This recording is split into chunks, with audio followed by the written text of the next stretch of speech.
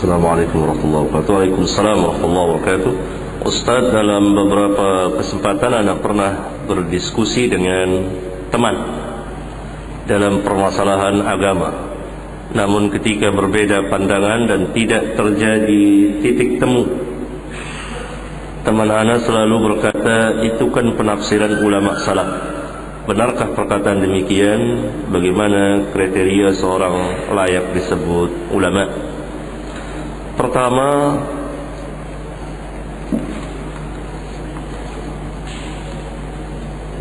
jangan berdiskusi kecuali kita memiliki ilmu. Itu yang pertama. Jangan berdiskusi kecuali kita memiliki ilmu.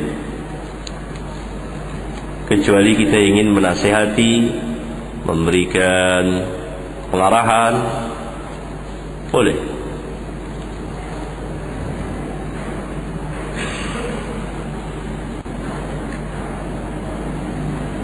Sejauh yang kita ketahui.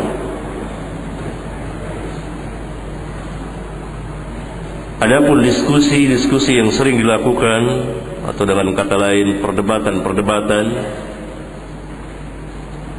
harus kita memiliki ilmu. Yang kedua, jangan berdiskusi dengan orang-orang awam yang tidak memiliki ilmu atau belum sampai pemahamannya.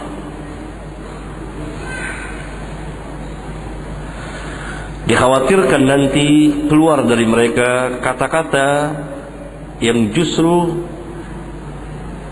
kata-kata yang sangat besar sekali, yang mereka tidak sadar, yang mereka tidak sadari. Seperti kata-kata itu kan penafsiran ulama salaf. Ini pelecehan, merendahkan martabat ulama salaf.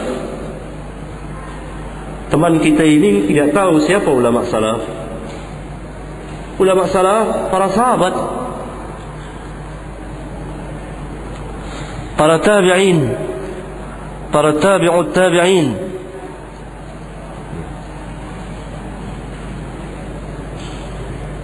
Tiga kurun yang terbaik,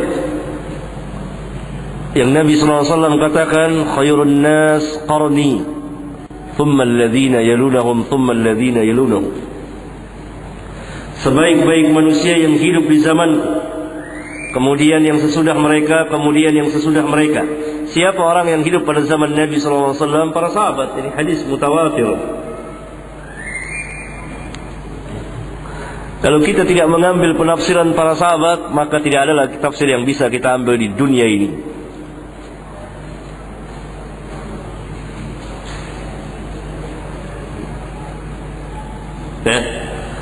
Keluar dari dia kata-kata yang sangat besar, bahaya, tanpa dia sadari. Karena apa? Karena apa? Jawab, karena apa? Karena kebodohan. Orang yang bodoh bukan ilmu yang dia ikuti, tapi apa? Hawa.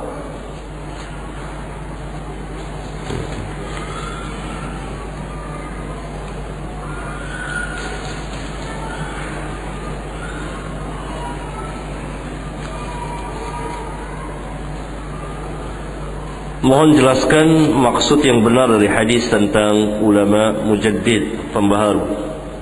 Apa maksud hadis tersebut dan bagaimana ciri-cirinya dan seterusnya.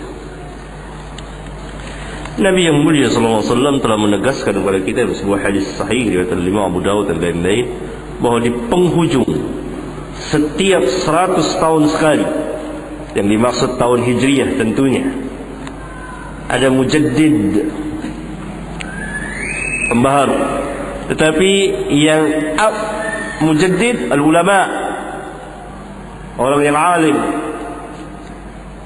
Alim terhadap apa? Alkitab wa sunnah. Dakwahnya apa? Mengajak manusia kembali kepada keduanya, memperbaiki tauhid yang telah hilang dari sebagian kaum muslimin. memperbaiki tauhid yang ada pada kaum muslimin, khilaf, campur dengan berbagai macam kesyirikan, menghidupkan sunnah, mematikan bid'ah. Itu diantara ciri-ciri pokok bagi setiap mujaddid di penghujung 100 tahun sekali dari tahun Hijriyah. Dan mujaddid ini tidak mesti satu orang,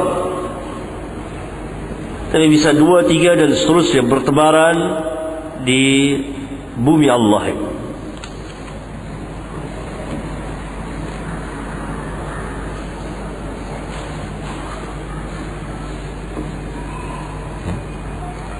Tentunya orang alim akan sangat alim,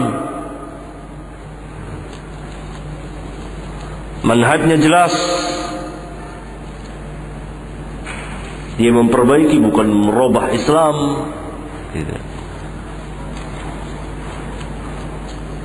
Memperbaiki cara beragama kaum muslimin, mengeluarkan segala apa yang orang masukkan ke dalam Islam yang tidak ada asal usulnya, yang bukan dari Islam. Menegakkan tauhid. Dan mujaddid dalam berbagai macam bidang keilmuan yang ada dalam Islam.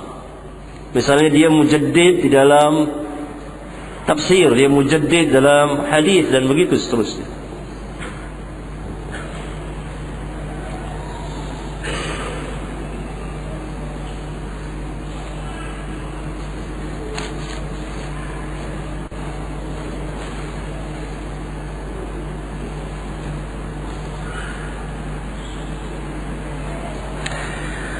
Pada zaman sekarang ini banyak kaum muslimin yang jauh dari manhaj as-salaf, selalu mengolok-olok para ulama salaf dan pengikutnya, karena mereka anggap diamnya para ulama salaf terhadap penindasan kaum muslimin di Palestina, Irak dan sebagainya. Saya kira orang yang mengatakan demikian hidupnya di hutan kali. Jadi tidak baca kitab, tidak apa. Ya.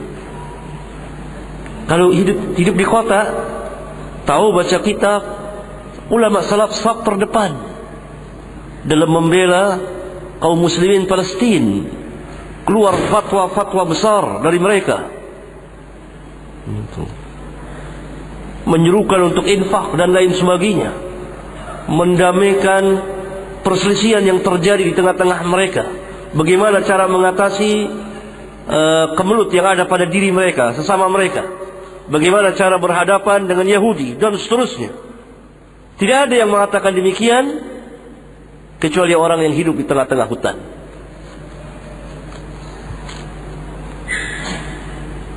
Diberi udzur kalau dia hidup di tengah-tengah hutan. Ma'dzurun, termasuk orang-orang yang diberi udzur.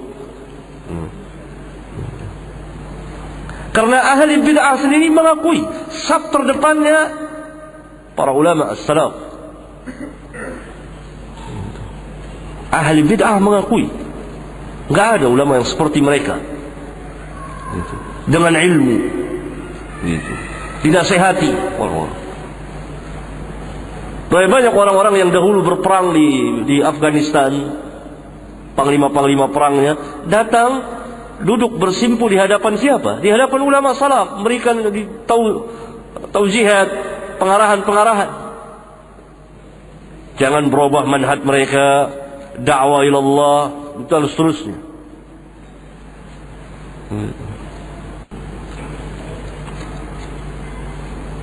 Orang yang mengatakan ini akan ditertawakan oleh ahli bid'ah. Bahkan ahli bid'ah akan mengatakan kepada orang ini, ente malu-maluin aja bilang begitu. Halo. Iya. Nggak ada yang mengatakan ini. Makanya pertanyaan aneh. Ini siapa temannya yang tanya nih? Hidupnya di mana nih orang? Nggak ada yang bilang itu. Nggak ada. Nggak ada. Nyata jelas.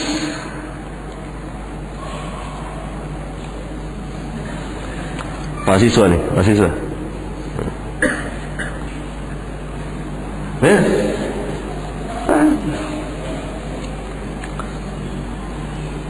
Jika lupa baca atau tidak baca fatwa-fatwa Syekh Abdul Aziz bin Baz, Syekh Utsaimin, Syekh Albani dan para ulama lain,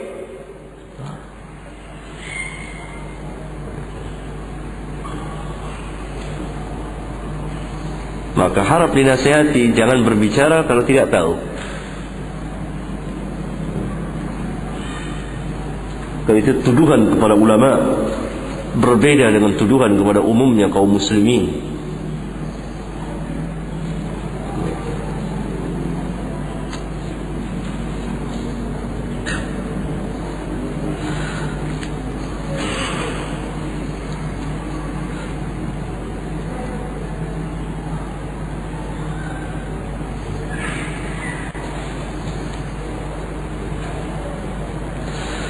Ustaz, kenapa di manhaj salaf untuk ustazah sedikit atau tidak ada sama sekali, tidak seperti ahlul bidah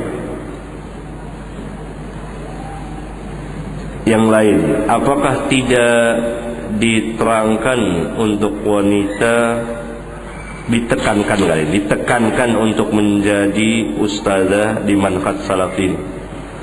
Ya habis perempuan-perempuan yang nggak bisa, bagaimana mau jadi ustazah? Pintar baru bisa. Sahih. Pintar belajar baru bisa berilmu.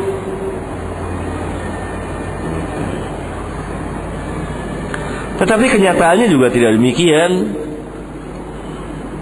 Banyak di antara kaum muslimat yang bermanhaj dan manhaj yang bagus jadi guru, pengajar.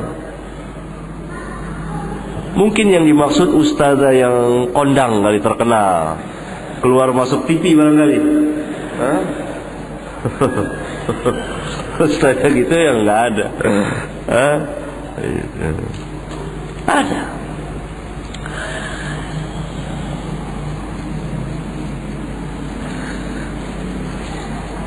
Wanita punya andil yang sama dengan laki-laki dalam masalah ilmu, tidak dibedakan. Dalam masalah ilmu Islam tidak pernah membedakan.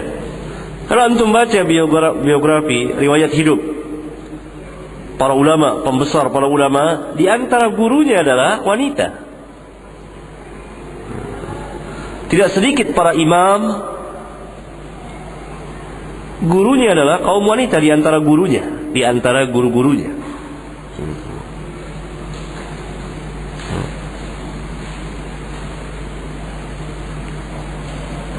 Ada satu kitab saya pernah membaca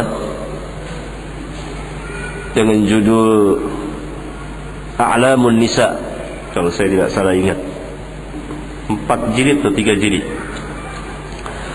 yang terjemahannya tokoh-tokoh wanita. Di kitab itu secara abjad huruf hijaiyah, nama per nama dijelaskan tokoh-tokoh wanita, dan ternyata jumlahnya hampir seimbang dengan kaum laki-laki.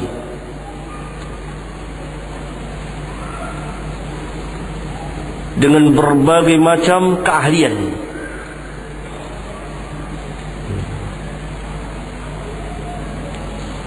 Dan saya hitung-hitung yang menjadi muhaddisah, para ahli hadis yang para imam besar belajar kepadanya, itu banyak sekali.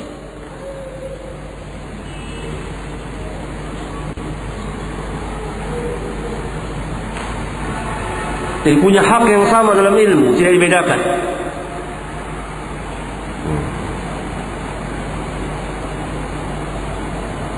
Ya. Nah, harus belajar, harus pintar. Tapi mungkin yang dimaksudnya ustazah yang lain, Habis. Ada lagi?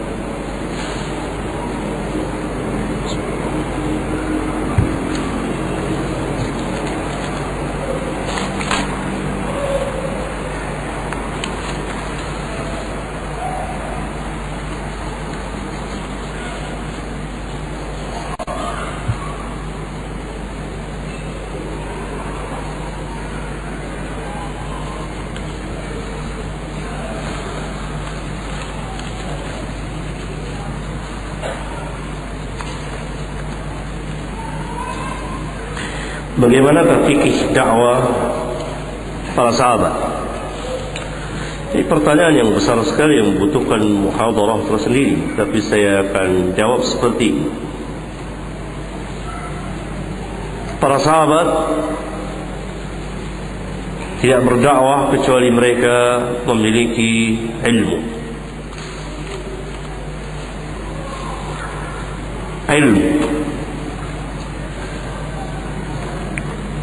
Ini yang sering diulang-ulang dalam Al-Quran, di hadis-hadis Rasulullah SAW. Ilmu. Karena Islam mendasari segala sesuatu dengan ilmu.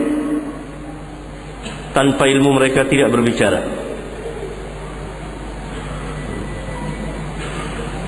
Nah. Yang kedua, mereka mengajak ad-da'wah ilallah, tidak mengajak kepada diri mereka.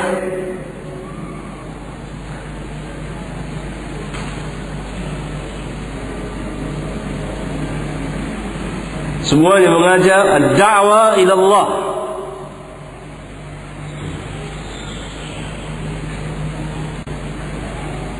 Yang ketiga, mereka menegakkan hujjah, burhan, baik secara syar'iyah maupun aqliyah.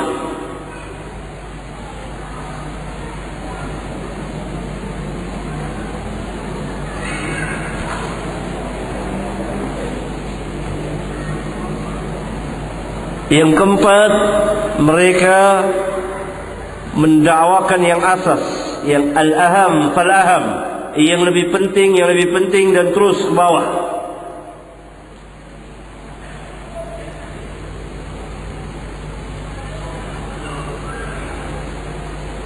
At-tauhid mulai.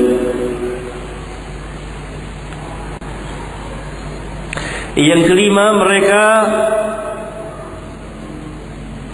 mengetahui mad'unya, orang yang akan didakwakan.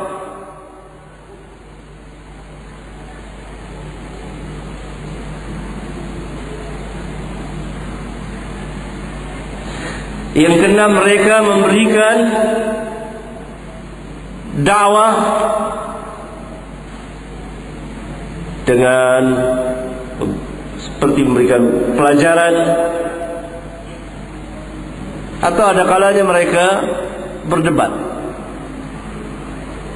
Ud'u ila sabili rabbika bil hikmah wal mau'izatil hasanah wajadilhum billati hiya ahsan.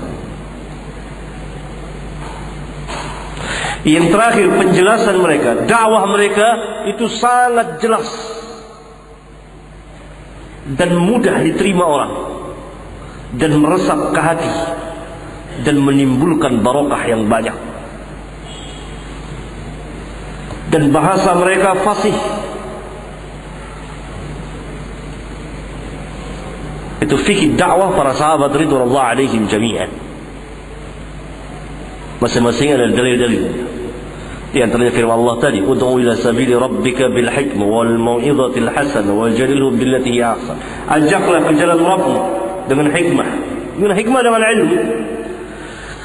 Mau'izah hasanah, pelajaran yang baik. Lihat, diajarkan orang. Mau'izah. Wajadilhum billati hiya ahsan. Diajak berdebat, berdiskusi dengan cara yang paling baik.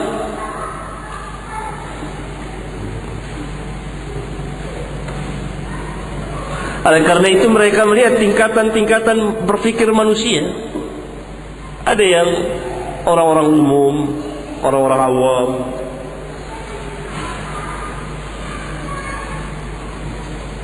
Allah Subhanahu wa taala berfirman, "Qul hadhihi sabili ad'u ila Allah 'ala basiratin ana wa man ittaba'ani."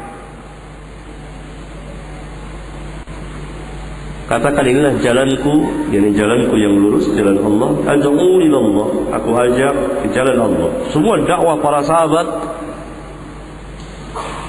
mengajak ke jalan Allah. Ad-da'wa ila Allah 'ala basiratin, atas dasar basirah. Basirah, dalil, hujjah, burhan, bukti. ana wa manittaba'ani, aku bersama dengan orang-orang yang mengikutiku. Itu berarti dakwah para sahabat seperti itu,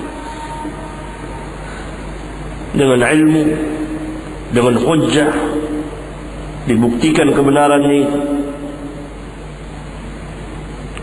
dan dia mengajak ke jalan Allah, bukan mengajak pada dirinya, apalagi mengajak kepada kelompoknya. Tidak ada asabiyah. Ad'u ila Allah. Dan dakwah para sahabat sangat mudah, sebagaimana Nabi yang mulia SAW telah mewasiatkan kepada mereka, yassiru wa la tu'assiru, basyiru wa la tunaffiru. Beri kemudahan, jangan mempersukar.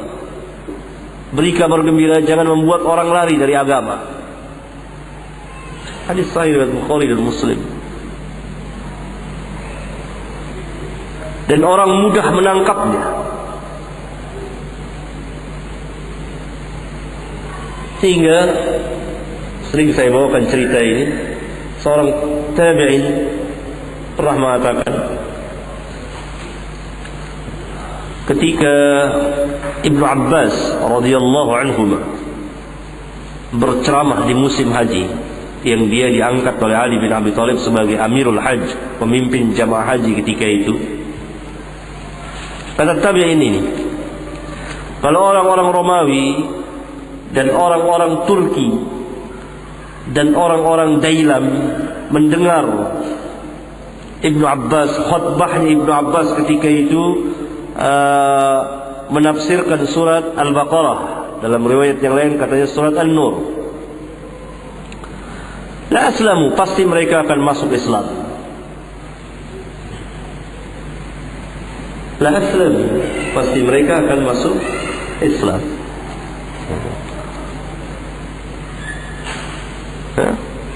Dan dakwah para sahabat itu fikih dulu. Dari sini kita mengetahui bahwa para sahabat tidak mengajak dalam dakwanya kepada diri atau kelompoknya atau asabiyah, perhatikan terhadap kelompok tidak. Tidak berdakwah dengan kebodohan, dengan ilmu. Tidak berdakwah tanpa bukti, tapi dengan bukti. Tidak menyulitkan tapi mudah, dan seterusnya. Itu diantaranya.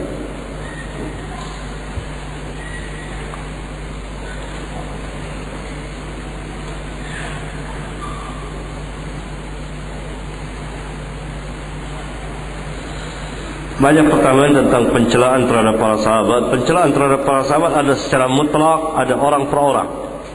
Kalau pencelaan terhadap para sahabat secara mutlak, maka ulama mengatakan itu kalimat kufur. Bahkan Imam Malik mengatakan, man ghadha as-sahabah fahuwa kafirun li hadhihi al-ayah. Barang siapa marah kepada para sahabat, maka dia kafir terhadap ayat yang mulia ini. Di akhir surat Al-Fat, Allah Subhanahu wa taala berfirman, liyaghidha bihimul kuffar. Keberadaan para sahabat itu membuat murka, membuat marah orang-orang kufar.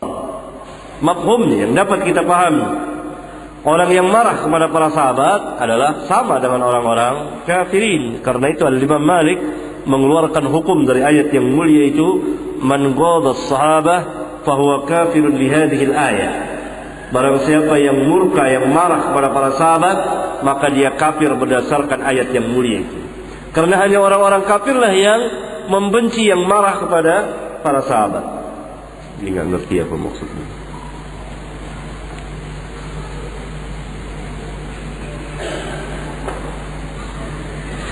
Kenapa fikih dari ahli bait sedikit sekali kita ambil? Apakah berbeda dengan fikih para sahabat, misalnya fikih madhab Ja'fari?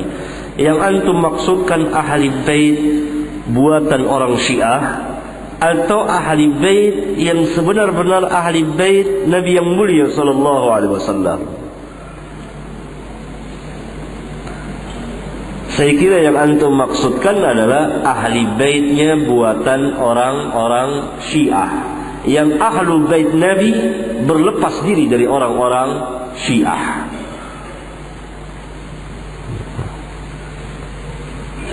Adapun ahlul bait yang sesungguh-sungguhnya adalah ahlus sunnah berpegang. Ibnu Abbas ahlul bait atau bukan? Ahlul bait Nabi. Hidup di rumah Rasulullah, tidur bersama Rasulullah. Ibnu Abbas, istri beliau Ummu Salamah, Maimunah, dan Ibnu Abbas tidur bertiga satu ranjang. Ibnu Abbas masih kecil. Kecil. Ingat kisah salat tahajudnya Rasulullah SAW. Tiap beliau bangun sendirian, kemudian Ibnu Abbas mengikutinya. Lalu dia salat di sebelah kiri Rasulullah, di sebelah kiri Rasulullah. Kemudian Rasulullah pindahkan ke sebelah kanan. Ahlul Bait. Ali bin Abi Thalib Ahlul Bait. Hasan Husain radhiyallahu anhuma Ahlul Bait.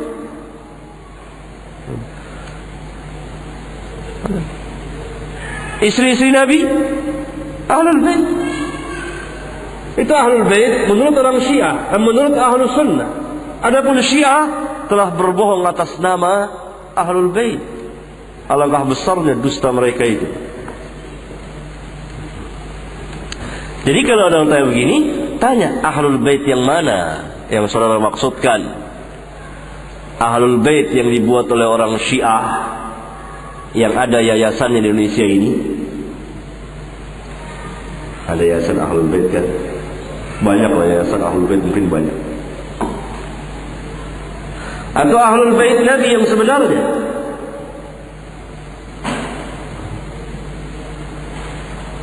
Seperti Ali bin Abi Thalib, Ibnu Abbas dan lain-lain radhiyallahu anhum jami'an. Baik dari sahabat, dari tabi'in, tabi'ut tabi'in. Ahlus Sunnah sangat dekat kepada Ahlul Bait Nabi. Kalau salah satu dari i'tiqad Ahlus Sunnah wal Jamaah mencintai Ahlul Bait Nabi, keluarga Nabi sallallahu alaihi wasallam. Bukan orang-orang yang mengaku menjadi keluarga Nabi sallallahu alaihi wasallam. Karena pengakuan tanpa bukti adalah dusta.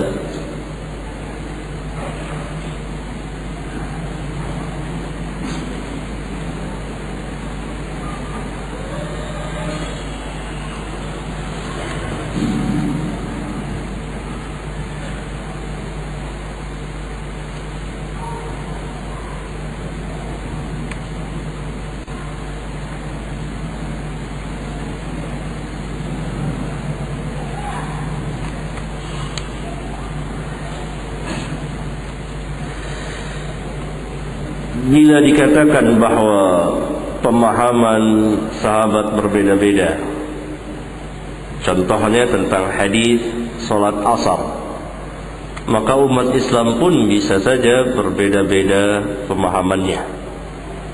Kalau sengaja berbeda-beda pemahaman, mengambil dasar dari hadis tersebut adalah salah. Pertama. Yang kedua, pemahaman apa yang dimaksud? Apakah pemahaman yang tidak keluar dari manhaj, atau perbedaan pemahaman dalam manhaj? Kalau perbedaan pemahaman dalam masalah-masalah ahkam hukum, seperti kejadian pada salat asar pada zaman sahabat, itu masuk dalam bab manhaj akidah atau dalam bab hukum? Dalam bab hukum.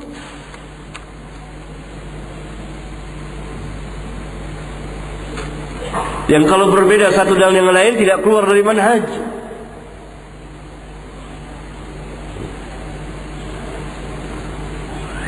Jadi jauh sekali.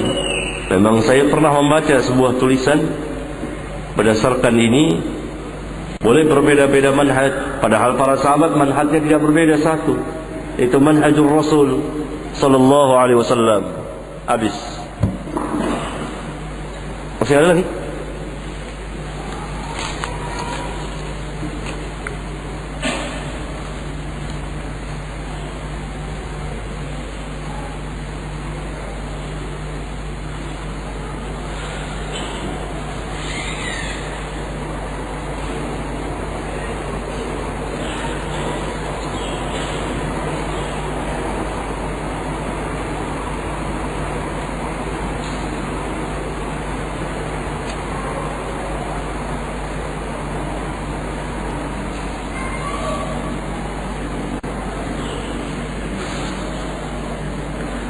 Pertanyaan, apa hak dan kewajiban orang awam menurut syariat? Sama antara orang awam dengan orang alim, bahkan antara Nabi yang mulia SAW dengan umatnya, kecuali kalau ada pengecualian. Selain kalau ada pengecualian dari agama, sama, tidak ada perbedaan. Apa yang dimaksud? Hak dan kewajibannya sama. Hanya ulama mempunyai kewajiban lain, yaitu menyebarkan ilmunya.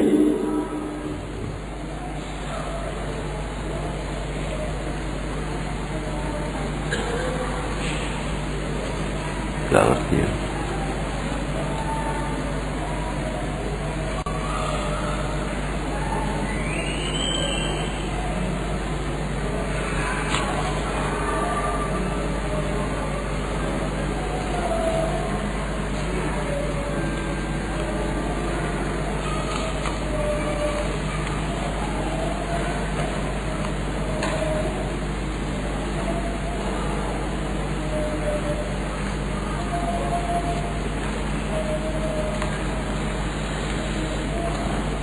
Saya mau tanya, mau tahu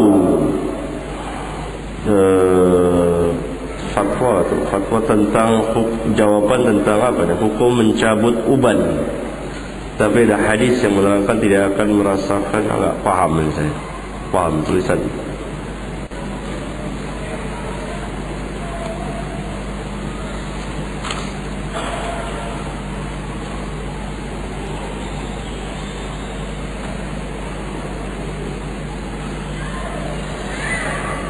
Ustaz, kenapa agama Islam sering disebut dengan agama teroris?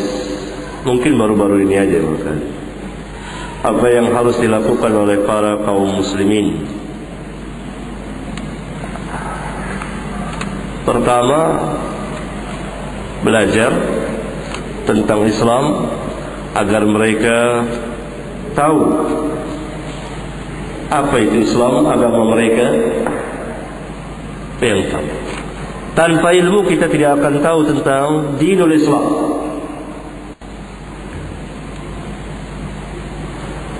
Yang kedua, menerapkannya. Yang ketiga, mendakwakannya. Didakwakanlah orang-orang yang mencela Islam sebagai teroris agar mereka masuk ke dalam Islam yang pernah mereka celai. Didakwakan. Musuh-musuh Islam mengambil kesempatan ketika kaum muslimin jauh dari agamanya, ketika kaum muslimin tidak mengerti tentang Islam, lalu bertindak berbuat yang menyimpang dari Islam.